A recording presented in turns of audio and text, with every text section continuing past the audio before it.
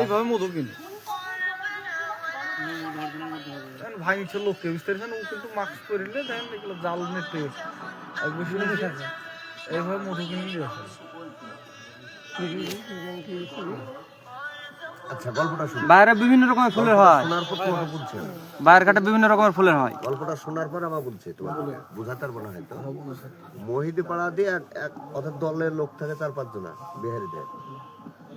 মহিদি পাড়া দিয়ে একদল ঢুকে বাঙে তাকে মধু 2 বালতি নিয়ে চলে গেল। একজনা ওখান থেকে চাক দেখতে গেল, এখান থেকে ওই জঙ্গলে চাক নাই, তোমার এখানে আসলো, আসি ভাই একটা বালতি দেন তো, ওই বাগানে একটা চাক আছে ভাই গেলে আসি,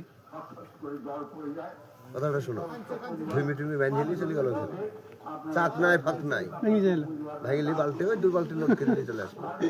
এখানে বসে সস্তা দামে, দাম বলবে 1000 টাকা, সস্তা দামে যে যা বলবে দিয়ে পালাবে।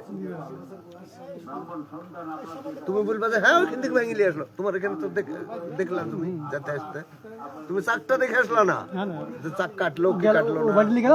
ঠিক বলছেন, এরকম হচ্ছে। যেমন ধরো এখানে বাক্স এসছিল, বাক্সলারা কি করে, প্রত্যেকটা ঢোকে চিনি বসানি থাকে পানি। এই বাক্সের মধ্যে খাওয়া যাবে, কি হলো? বাক্সের মধ্যে খাওয়া যাবে, খাওয়া যাবে না কে বললো? মাছিতে যা খাবে সেটাই চিনি হয়।